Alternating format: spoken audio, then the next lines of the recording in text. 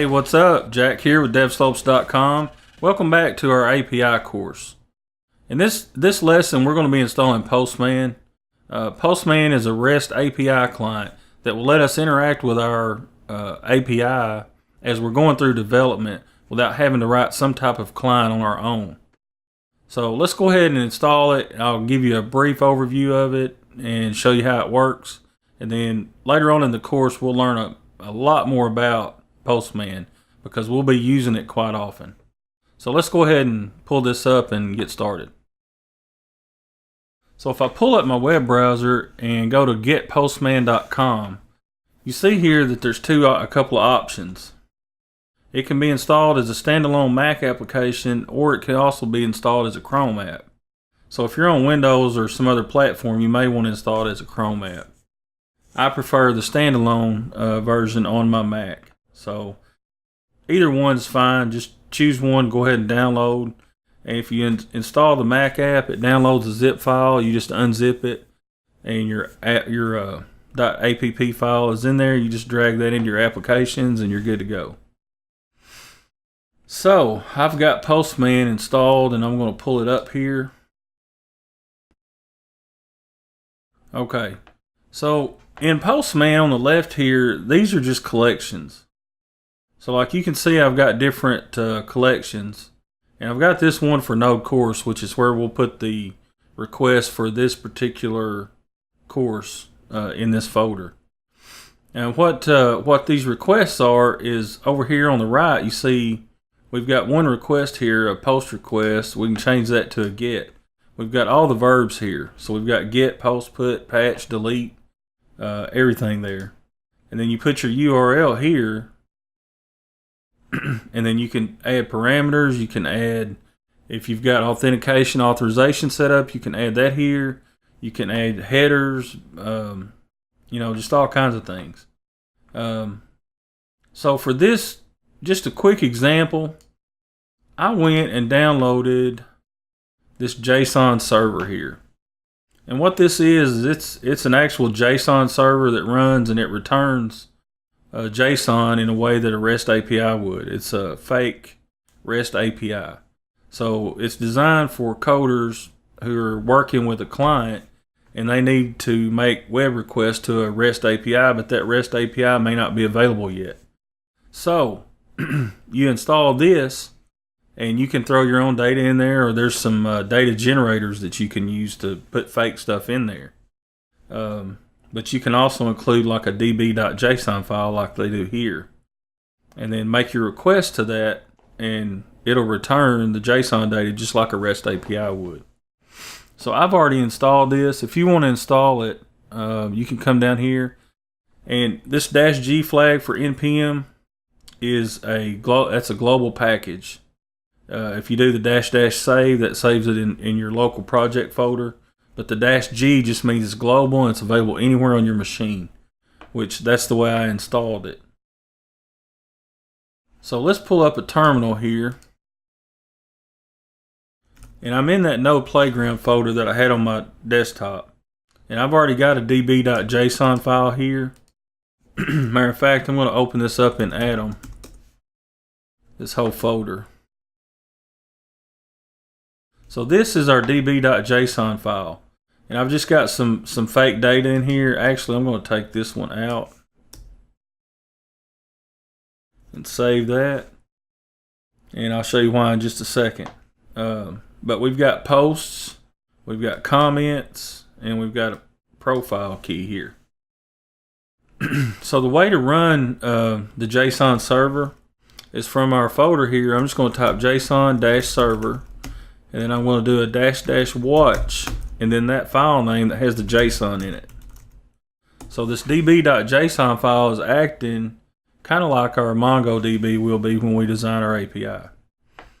Now once this starts up, you see that it loaded up. These right here are resources. These are our REST API resources. They're just URLs that correspond to a specific structure here in our data. And then right here is our home page, localhost 3000. So if we open up Postman, right here, and we do say, let's choose get. I want to shrink this up and get rid of that sidebar. If we choose a get operation on our /posts, we should get back these posts right here. And there's two of them. There's ID 1 and ID 2. So if we click send, it takes just a second. And you see a few things. You see the data that came back right here. So we've got 1 and we've got 2. You see we get a status 200, which just means okay, it was successful. And then if you look over here in this terminal where JSON server's running, we show the verb, which is get, and we see the resource it pointed to, and then the status here. And every time we make any kind of request, we're going to get this information. So it's pretty cool. If we want to look at comments, we can just take out posts and put comments. And here's our 2 comments, which correspond to this one and this one. All right, and we get our status code here. Now on these, that folder that I was showing you at first, you can click save over here and you can save these requests in a folder, or you can click here to create a new folder. That comes in very handy when you've got a series of requests that you need to make over and over again. You can save those, that way you can refer back to them really easily. All right, now then, if we want to get a particular comment, we can just put a slash on the end and then say the ID. So let's look at comment 2. We can hit return. So now we just got this one comment. So that's pretty much how Postman works. Let's go ahead and do a post request real quick. So we'll post, and we're going to post to posts. And we need to do a couple things on a post request. We don't have any authorization set up right now, but we do need to add a header. By default, this won't be in there. I'm going to go ahead. Let's see. Actually, let me do this. Let me put a new tab here. We'll do post.